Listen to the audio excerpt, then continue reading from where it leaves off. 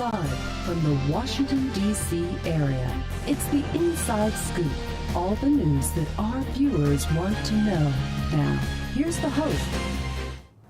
Good evening. I'm Catherine Reed, and I'm your host for Inside Scoop Virginia. Tonight, my guest, one of my two guests, is Lisa Whetzel, who's the Executive Director of Our Daily Bread.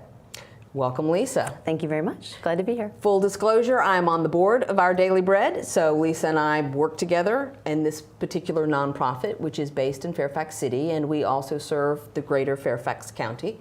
And we're going to be joined in the latter half of the show by Ken McMillon of the Community Advisory Board. And our subject tonight is affordable housing, but it's beyond affordable housing into the many issues and the many factors in our community that impact where people live, where people can afford to live, and how some segments of our community are really struggling. And at Our Daily Bread, we see this because it is a client base we work with. We work with people who are employed. Mm-hmm. But describe for us kind of a typical client that we serve. Like, who are the people that we serve? Right. So Our Daily Bread is serving low to moderate income families in the Fairfax County area. So our typical client is usually a single parent and has 2 kids and is making $20,000 a year.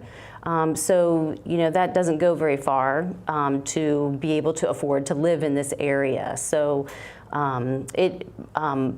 they are living paycheck to paycheck, and if they have some sort of a financial crisis, then, they need to reach out for assistance. And so Our Daily Bread provides 2 types of emergency assistance: food assistance and financial assistance. We help people to pay their rent or pay their utilities when they are experiencing a temporary crisis to help them avoid homelessness.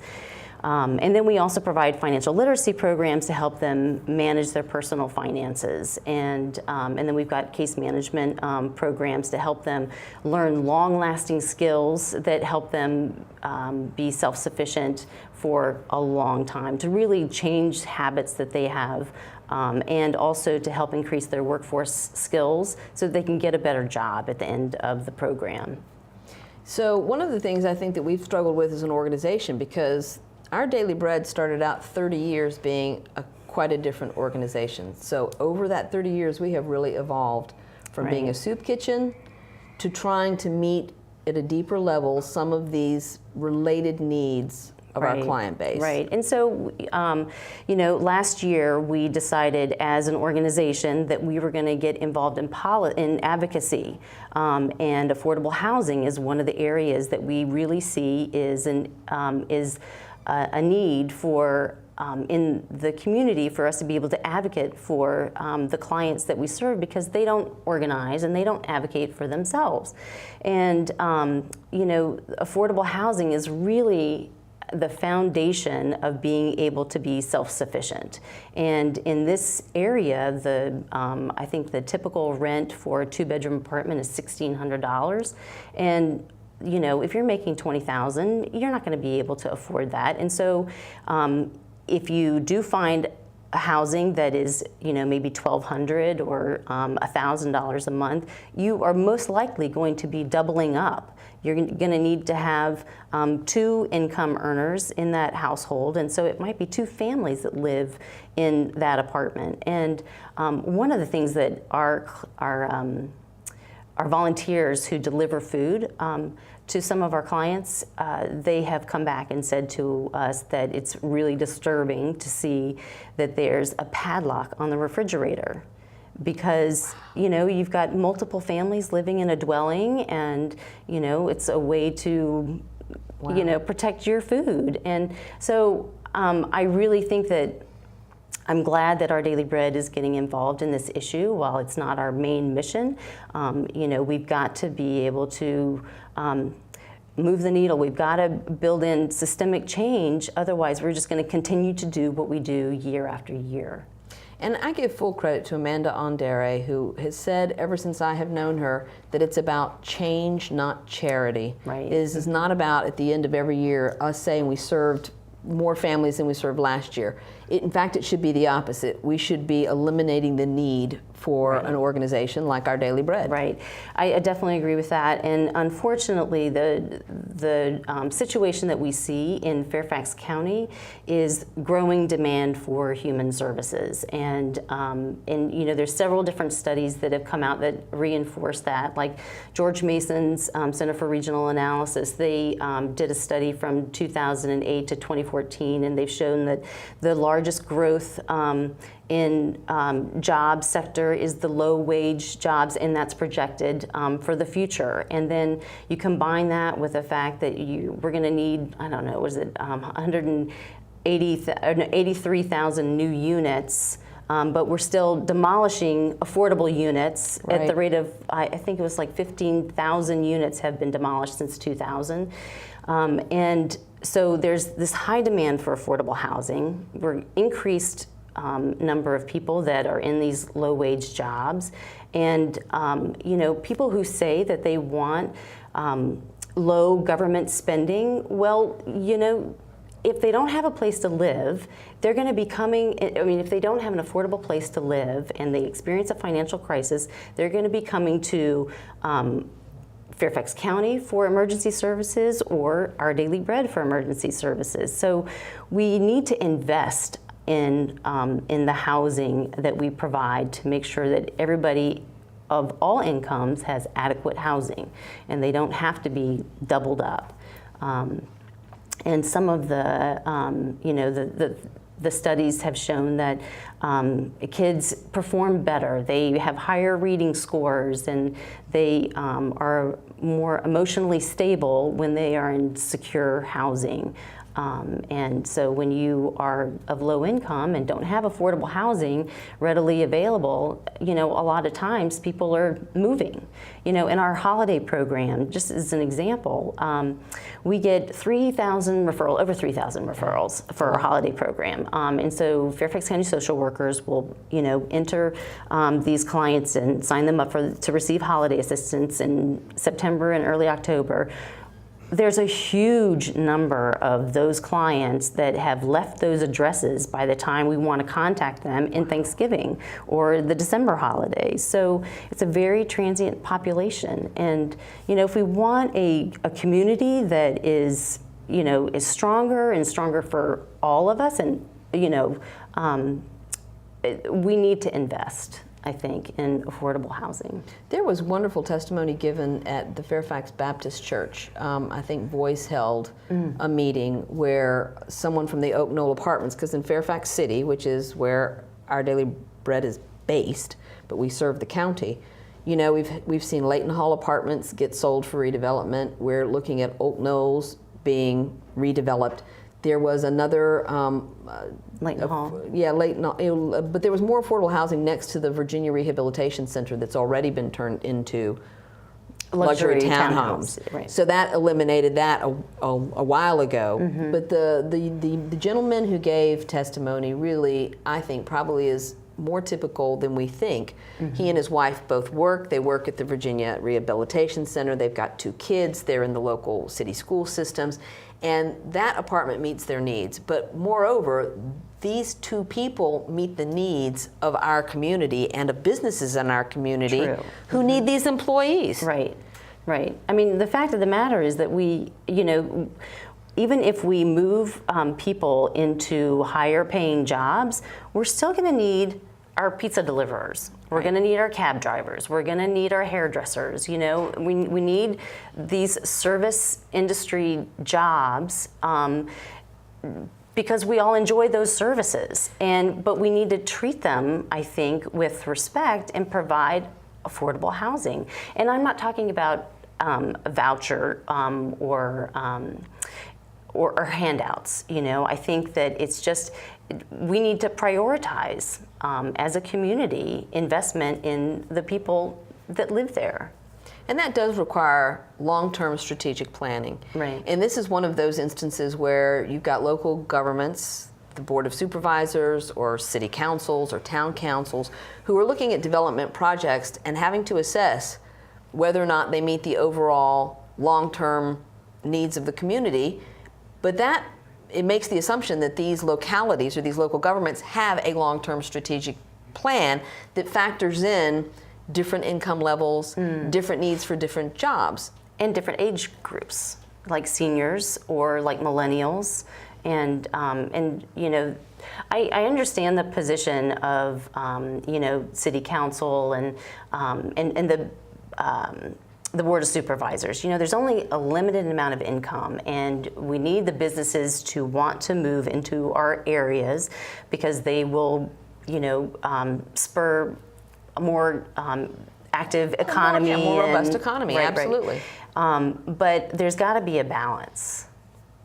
I mean, I think there does as well. And so when we talk about affordable housing too, we have to weave in other things like readily available, affordable childcare. We have to talk about transportation. So I work with the Centerville Labor Resource Center out in Centerville. I'm a member of the Rotary Club of Centerville and Chantilly. And a lot of the issues that have sprung up around day laborers out in those locales have been because these are people who have skills and want to work, but they don't have a car, and there's not adequate public transportation. Right. So this, to me, is this whole other things that we solve. So there might be a place in the county where we can say, you can get a cheaper place to live, but at what cost to being able to find a job and have a steady source of income? Right. And to me, this is all an ecosystem. Yeah. And we tend to address these things singularly. Yeah, right. And what is so unfortunate is that those that need that kind of help the most don't advocate for themselves. So they're not showing up at the budget hearings, and so that's why Our Daily Bread is wanting to get involved. And I know a number of other nonprofits are trying to speak to this very same issue, because as a county, as a community, we need to, you know, we've got to prioritize what we want our community to look like. So I went to a chamber event, a Fairfax County Chamber event a couple of weeks ago, and Wes Bush, who is the CEO of Northrop Grumman, was talking about the reasons why he chose Fairfax County to move his company from California. And one of the reasons was the schools and, you know, the safety within the county and everything, and you know, that just says to me that we've got to invest in those types of services. And I agree. And when we come back from our break, we're going to talk more about how we are going to meet the needs of everybody in our community. And that means the Northrop Grummans, and that means the people who are our baristas. Right. When we get back.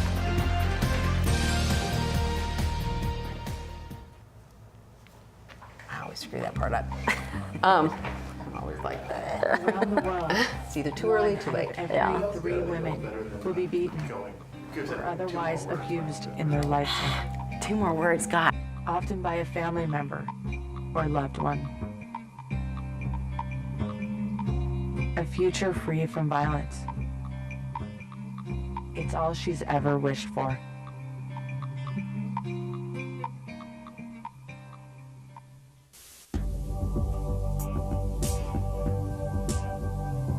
Did you know you have the power to stop children from joining gangs? You can help a father find a job and home for his family.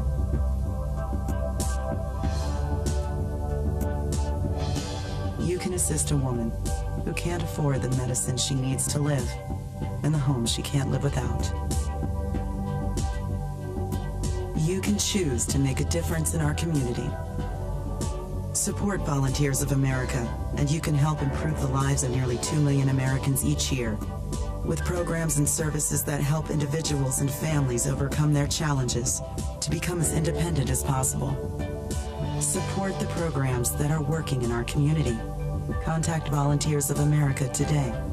Call 1-800-899-0089. For some folks, saving for the future is easy, but for you, it might take a little more effort. Saving for your future is your responsibility, and there's a lot to save for. I never thought of that. Like your child's education, perhaps uncovering medical expenses, or just to be sure you can live the way you want when you retire. The time is now to save for tomorrow. Save now or work forever. The choice is yours. Choose to save.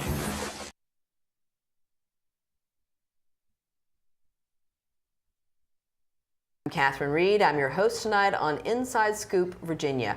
My guest is Lisa Whetzel, the Executive Director of Our Daily Bread. We are talking tonight about affordable housing and about the things that factor into affordable housing and how we can meet the needs of a segment of our population that, I was just talking with Lisa on break, is growing here in the suburbs.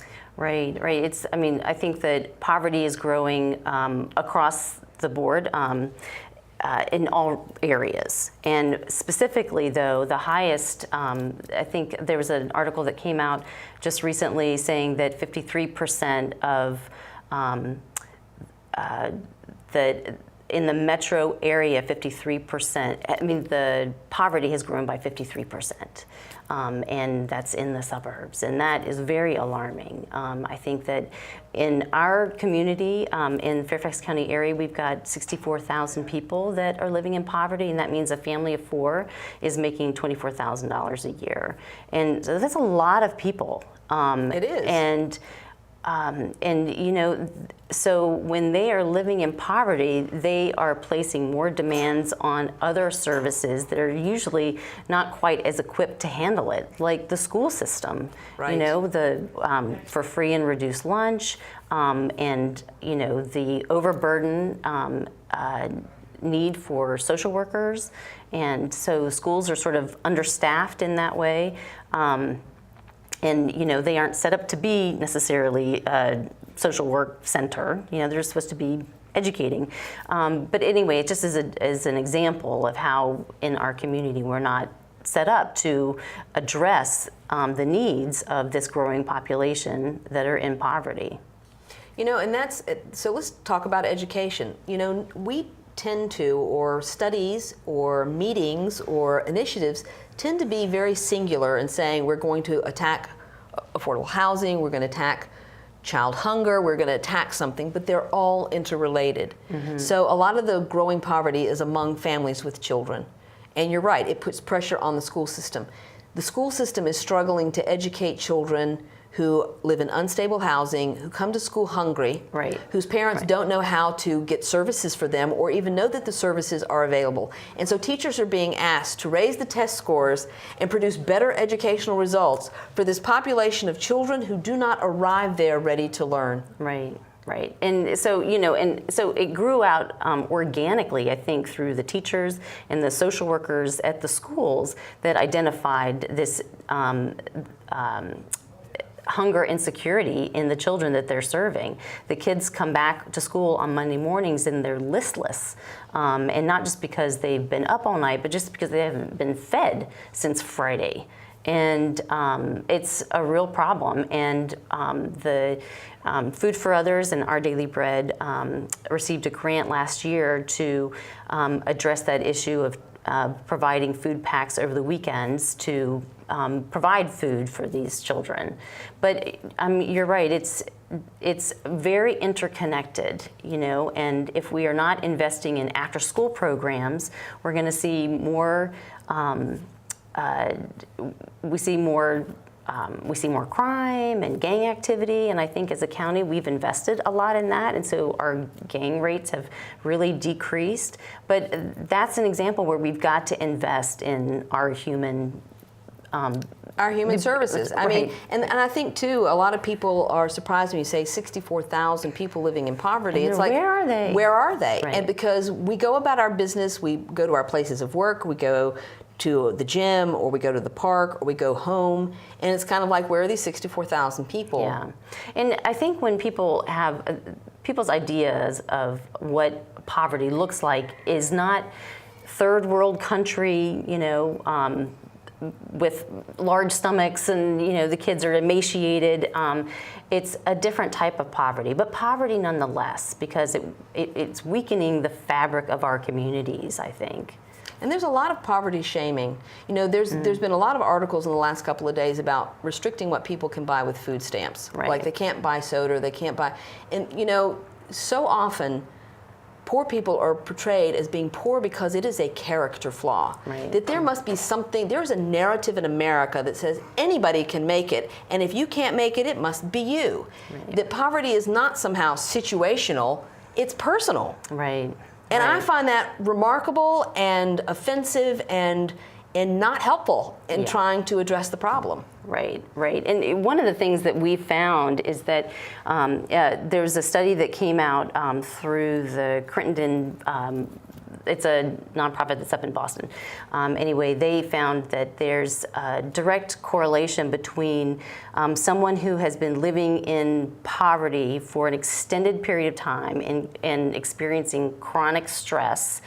They have lower executive functioning abilities. And so, you know, you take a family that where the mom or maybe the mom and the dad have been living paycheck to paycheck, working 2 jobs or 3 jobs between the 2 of them, and they've been doing it for year after year after year.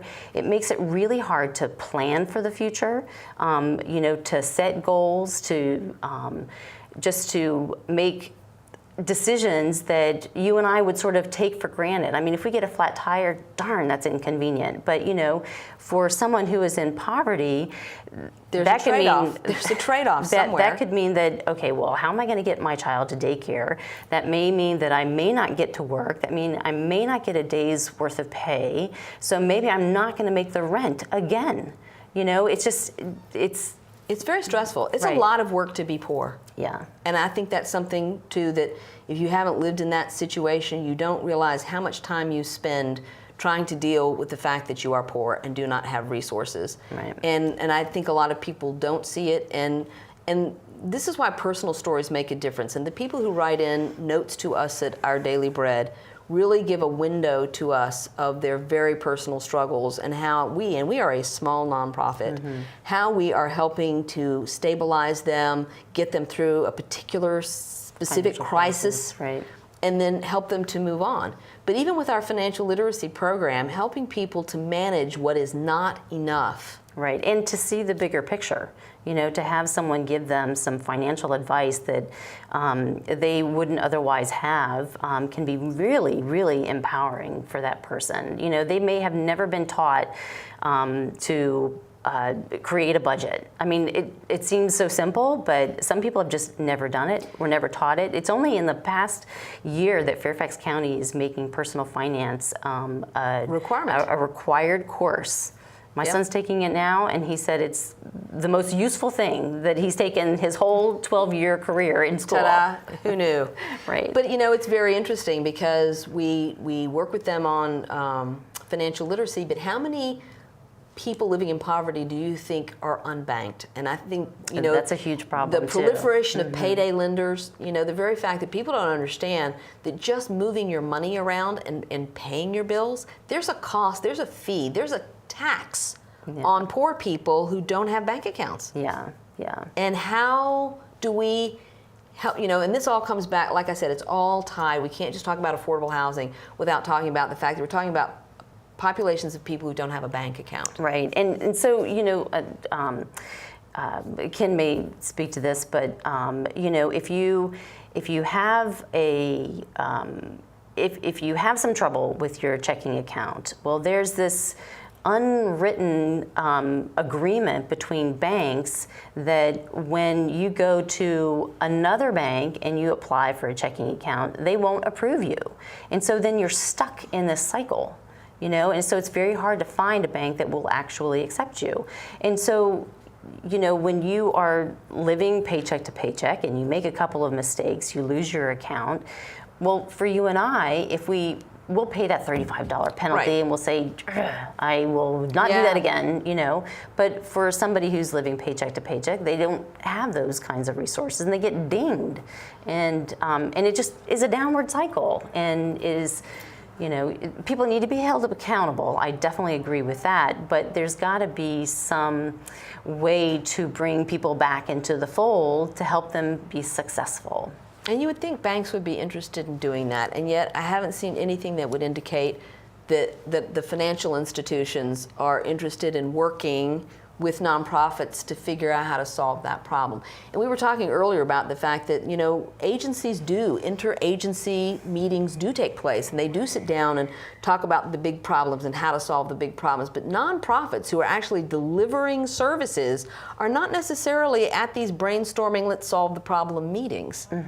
Is that something we will see in the future? Is it something we'll ever see? Well, I would certainly hope so. I think that our nonprofits, I think, are, especially the smaller ones, are more sort of focused on just doing their thing and sort of stuck in a silo and not getting out to the chamber events and not getting out to community civic groups and that sort of thing to engage in that way. And we really do need to be out there so that we can, so when someone is making a statement about there's not enough mansions in Northern Virginia, we can say that shouldn't be our main focus. We need to be talking about affordable housing.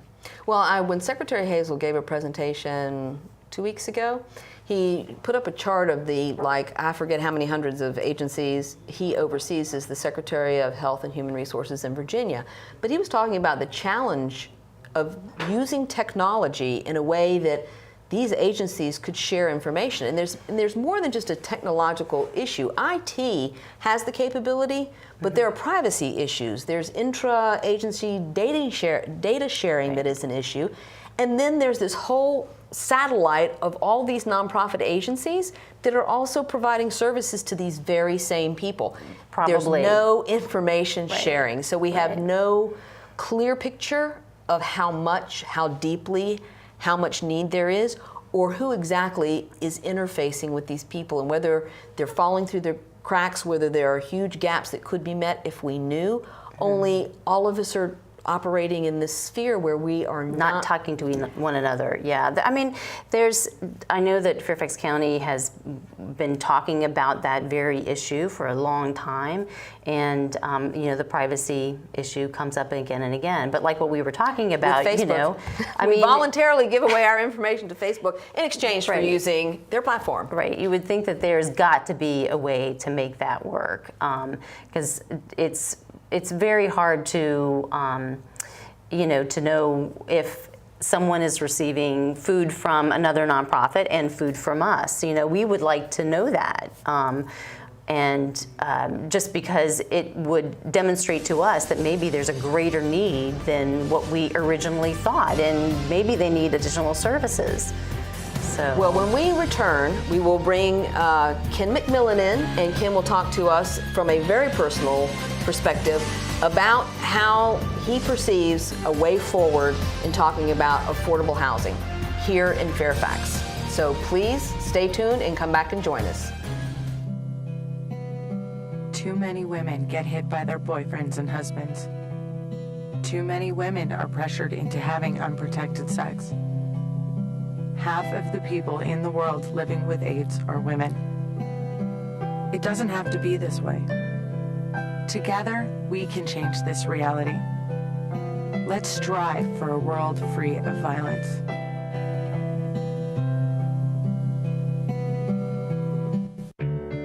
At Volunteers of America, we don't just give kids a way to stay off the streets. We give them the tools they need to reach their full potential. We don't just help the elderly receive needed care. We help them live life to the fullest. We don't just provide food for homeless individuals and families.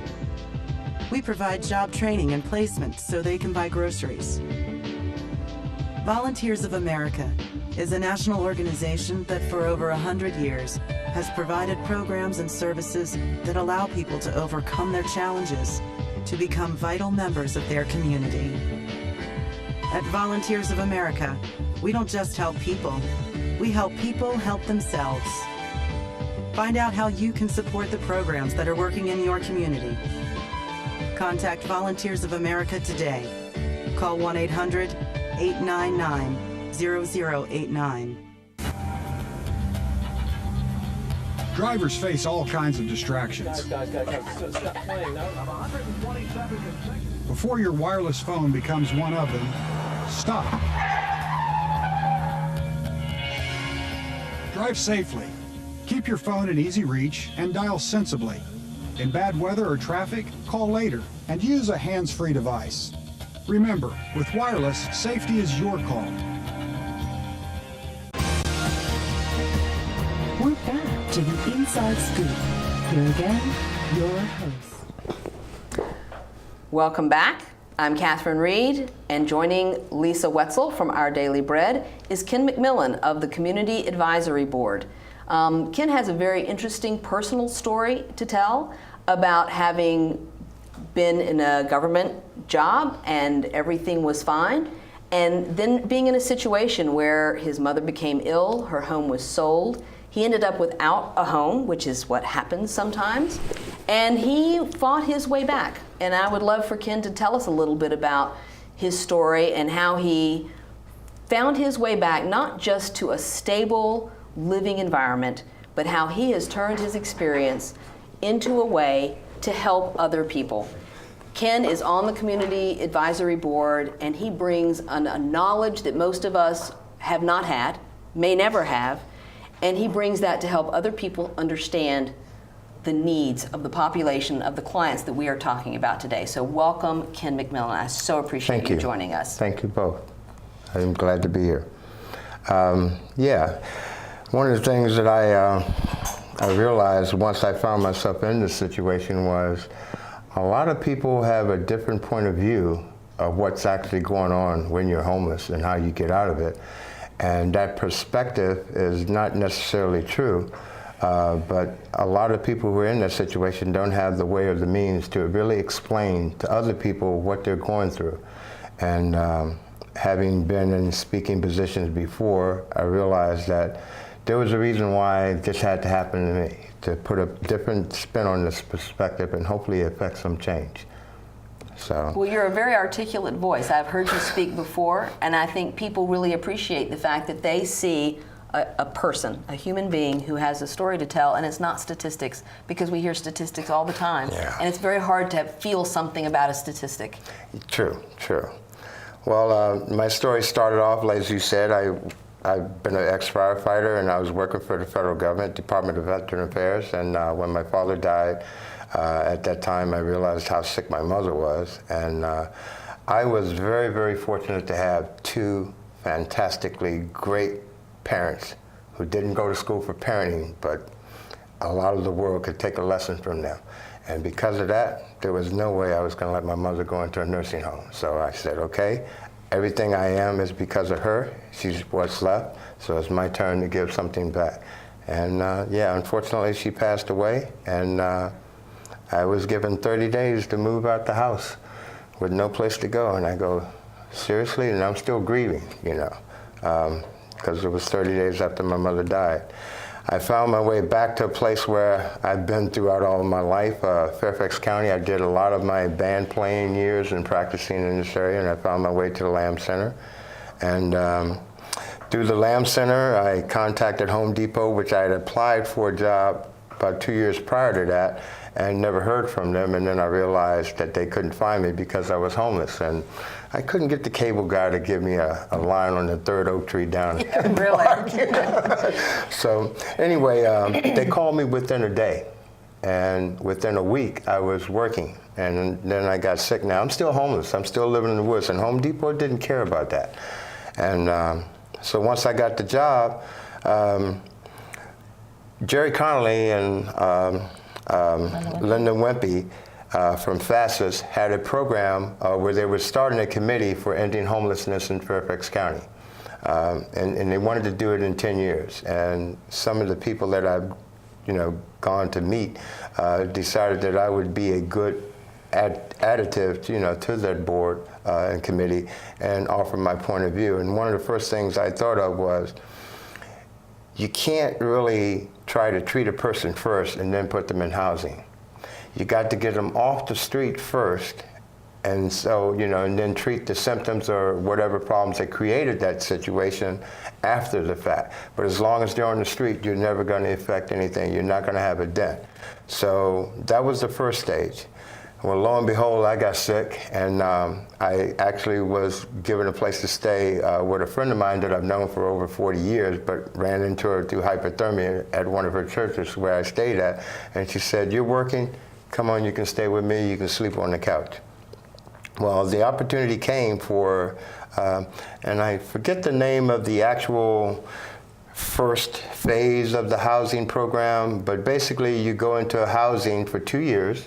Okay, any money that you get, you pay a portion of that money into the pool, and they subsidize your rent as well as, you know, some of the things that you need.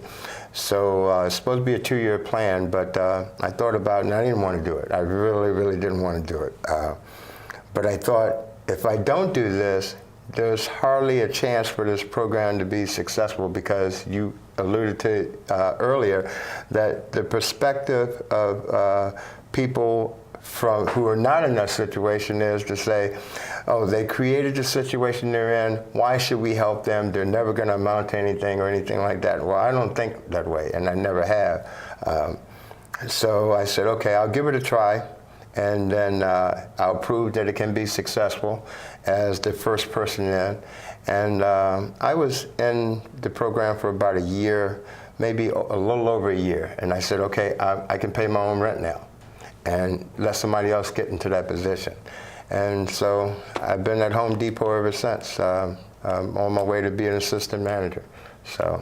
And you've done well. And isn't that, from your perspective, what everybody truly wants? To be self-sufficient, to stand up and say, you know, I've got something to give, but now I've got something to give back, because that's what you're doing now. It's interesting because in my travels, I've run across a plethora group of people, and they come from everywhere. No matter what the staple in life, no matter what religion, no matter what country or anything like that. I would say probably 95 to 97% of the people that I've come to don't want to be where they are. And they really don't want anybody to help them, which is part of the problem, because trying to say I need help, definitely for me, was the hardest thing ever to do. I've been doing what I do all my life. So my biggest problem, it almost cost me my death, was to accept help from somebody else, even for a minute of time. And it was very difficult for me to do. But I can assure you, most of the immigrants that I run across, most of the people who are born and raised here, who are in this situation, are self-serving. A lot of them are working, and they're still working through homelessness. I have had occasion in the past 2 months, a 21-year-old and a 19-year-old who are working at Home Depot, and they both are homeless. How does that happen in this country? You know, the 21-year-old, through the CAB Association, I was able to put him in contact with somebody. He's now in housing. Okay, the 19-year-old, I'm going to do whatever I can to get him into housing, because here's a kid that, regardless of where he is and the fact that he's homeless, he's not asking for a handout. He is actually working, trying to get in a better situation. The 21-year-old was actually a student at George Mason. Okay, so that's something that we were alerted to this by someone recently, that there is a homeless population on the campus of George Mason University, or near the campus of George Mason University. Now, these are kids who've managed to figure out how to pay their tuition. They go to school, they make the grades, and they have no home. Right. Some of them are sleeping in the libraries. One kid, when this report came out, I was astounded, and I was like, are you kidding me? Seriously? In Fairfax County, these are guys and kids and women, and who are going through, able to get their tuition, but because of their tuition amount, they can't afford to find decent housing, affordable housing. So obviously they're not able to pay the entirety of their tuition, which would give them a dormitory. Okay, so they just got enough just to pay for their classes, and everything else is up for grabs. And that really shouldn't happen. I mean, I became homeless when I was in my 50s. How does a 20-year-old, and you talked about learning how to budget your money and everything like that, you add that plus the stress of not being able to sleep, how exactly effectual are you going to be as far as doing your studies if you don't have a place to lay your head at night? So you all call it affordable housing. I call it the lack thereof. I don't know where most of the people here come from, but I grew up in this area, and there were garden apartments all over the place. They're non-existent now. Almost everything that used to be a garden apartment is now a condo. And the developers are coming in here for profit, okay, and they're building up these condos. Nobody can afford to do that, you know. They can't afford to buy into a house right now, especially young people, especially people with family and kids who are living, like you alluded to earlier, paycheck to paycheck. It is impossible for them to ever break that position that they're in, because the cost of going in and trying to afford a house is so high, and the rent is non-existent because there aren't a lot of places where you can actually rent anymore. Right. Do you feel like, this is a question for either one of you, that you have allies like on the Board of Supervisors or? Definitely. I think that there are some that are more sympathetic to the issue, and then others that think that, you know, people need to pull themselves up by their bootstraps, and, you know, the government is not there to provide handouts. And what I think is unfortunate is they're not seeing the bigger picture in how there's societal costs for not investing in human services, like what I was saying before. But I think an interesting statistic that I was reading about at the Commonwealth Institute's Bursting the Bubble report that came out last summer was that 25% of the renters in Fairfax County are spending more than 50% of their total income on housing.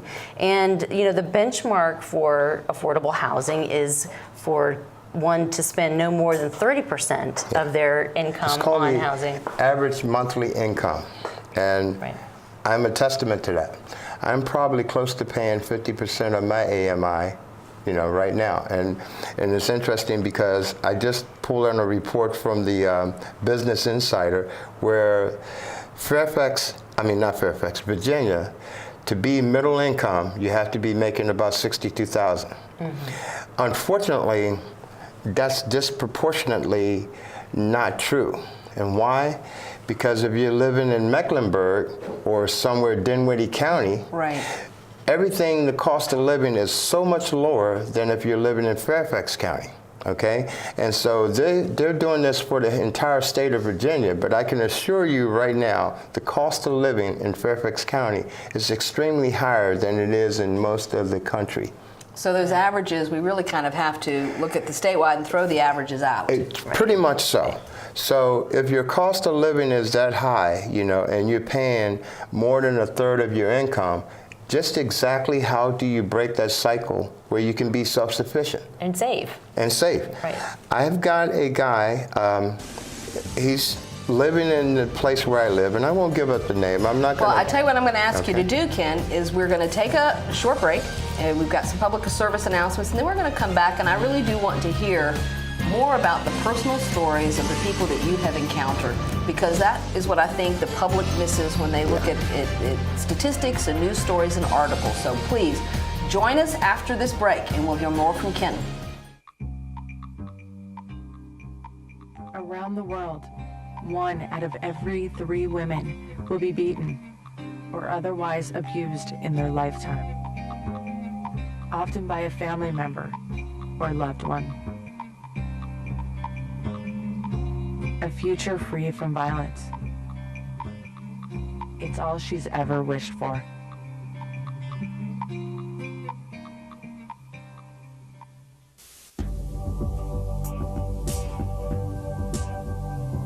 Did you know you have the power to stop children from joining gangs?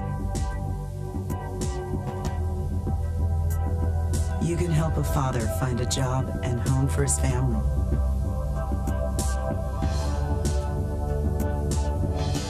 You can assist a woman who can't afford the medicine she needs to live and the home she can't live without. You can choose to make a difference in our community. Support Volunteers of America, and you can help improve the lives of nearly 2 million Americans each year with programs and services that help individuals and families overcome their challenges to become as independent as possible. Support the programs that are working in our community. Contact Volunteers of America today. Call 1-800-899-0089. For some folks, saving for the future is easy, but for you, it might take a little more effort. Saving for your future is your responsibility. And there's a lot to save for. I never thought of that. Like your child's education, perhaps uncovered medical expenses, or just to be sure you can live the way you want when you retire. The time is now to save for tomorrow. Save now or work forever. The choice is yours. Choose to save. We're back to the Inside Scoop. Here again, your host. Welcome back. I'm Catherine Reed. I'm your host tonight for Inside Scoop Virginia. Joining me tonight are Lisa Whetzel, who is the Executive Director of Our Daily Bread, and Ken McMillon, who's on the Community Advisory Board. And we're talking in this particular half of the show specifically about affordable housing. Ken brings a unique perspective, having been homeless and now having a stable home environment. And he is talking to us a little bit in this segment about what he is doing on the Community Advisory Board. And he's been working really hard. I know he is testifying tomorrow. And so we'll get a little more information from Ken exactly as to what your role is and what it is you feel like you bring to this. Okay. As a representative for low-income people in Fairfax County, I'm actually in the central part of Fairfax County. It's one of my duties to be informed about not just what's happening to me, but other people in my community. Virginia as a state can't be as good as we are without what we have inside. It's community, community, community. So when I go out and talk to people, I'm asking them questions that sometimes is very difficult to translate. It's very difficult for people, who have a high sense of pride. That's okay, but I have to break that barrier to see exactly what their needs are and are we meeting them.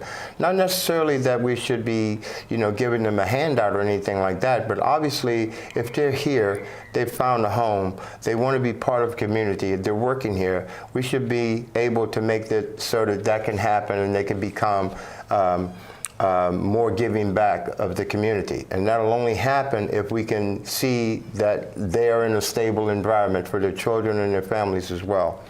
So I happened to talk to one of the individuals who not only lives in the building that I live in, but he also works at the Home Depot that I work at. And as I was talking to him, I realized, wow, I thought I was in a bad place. This guy is in his 50s and he's working 3 jobs. Wow. 3 jobs. I mean, I did 2 jobs and full-time student in college when I was in my 20s. I can't imagine working 3 jobs. His wife is working 2 jobs, okay? He's living with his mother-in-law and his father-in-law, a son and a daughter, and they're both in school and they are working. His income, I didn't ask him about his income, but I know what he's paying in rent. He's paying $2,200 a month in rent. So as I'm listening to this, I said, you should get on a year-long lease. And he's on a month-to-month lease. And he said, I would like to, but unfortunately, I want to find a place that I can afford to live in. And if I get on a lease, I know the situation because I'm in that framework too. In order to break out of the lease, you have to pay 2 months' rent. Wow. Okay? There's no way I can do that, okay? And I know where he's coming from. But I thought about it and I said, how much downtime does this family get together? Right, right. How much stress is for his 2 children to actually be effective in school? How many other people are living like that? Okay, and this is all in a 3-bedroom apartment. Recently, there was I guess it was, for all intents and purposes, a town hall meeting where they were talking about illegal boarding. I find that rather offensive. So you want to criminalize something that people have to do in order to survive, to work, to give you the services that you need to do and live the way you do, okay? Yeah. You want to criminalize this, so the only solution you have is to put people in jail for this, which means who's going to pay for this time in jail? We, the taxpayers. Wouldn't it be better if we would start to let our developers pay a rental fee or a tax fee if they want to develop property in this area, that they have to set aside some of that property to make it affordable. I don't care if it's 6%, 2%, or whatever. Right now, they're not doing any percent. Okay? Wouldn't it be effective to make a meal tax? I don't think that anybody who's making as much money as the higher echelon of the upper levels of the household, you know, to be in the middle class, which is about $125,000, would have a problem with paying 2 or 3% more. What happened to the penny fund, okay, that we totally disbanded, that was actually put in place to alleviate some of these problems we have? You just did away with that. So I'm saying that there are solutions, you know. We just need to be a little bit more effective and letting our voices be heard, that you just can't build a bunch of townhouses and condos and throw them up and say, okay, we don't care about the rest of the people. A couple of years ago, I heard, and I don't know if this is true, but I heard that somebody in government, an elected official, say, if you want affordable housing, move to where the housing is affordable. Yeah, well, good luck with that. Let me ask you something, if you really said this. Do you have a transportation system so that I can get back here? Yeah. Okay. I don't really feel like moving to West Virginia to come here and work in Fairfax County. I think that's absurd. It is rude. It is benign. It's obsidious. We touched on that a little bit because a lot of the people that are being pushed out of Fairfax City are being pushed out of Fairfax County. And there is a transportation problem. And you're right. You know, recovering from the recession means that a lot of the job growth is in restaurants, hotels, you know, there's more coffee shops, there are more people doing the service industry jobs, service industry, right. retail. And there's more people spending money. I mean, there's more people eating out. There's clearly not a problem with restaurants and bars in this area. There's not a problem with hotels in this area. There are people who come and they stay and they eat and they drink and they drop a lot of money. But we are not looking at where these people are coming from and how they're getting here. Right. I mean, we know because some of our Daily Bread clients, when they have a car problem, this is a new program that we've actually tried to roll out. Right. Providing assistance for car repair.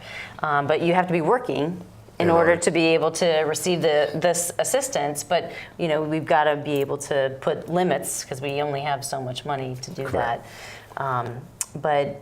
Yeah, I think that you are really on to something. You know, when I was talking about that CEO from Northrop Grumman, and, you know, he was bringing his company here because of the excellence in Fairfax County. Well, you know, in my opinion, our excellence is being diminished, and we've got to invest in our human resources, I guess, and you know, make sure that they have a way to be successful with the least amount of services. And, you know, affordable housing is the way to do that. We were going to talk about the ways to get involved. Right. So what are some of the organizations? I mean, you've gotten involved through the Community Advisory Board. Not everybody can do that. You were invited to do that. But what can average people who are like, I think this is important in my community, how do I get involved? Yeah, and so one of the things that our Daily Bread has been involved with is Voice, which is, now I can't remember, it's Virginians Organized Interfaith for Community Action. I hate Engagement. Engagement. Engagement. Right. Anyway, it's a fantastic organization.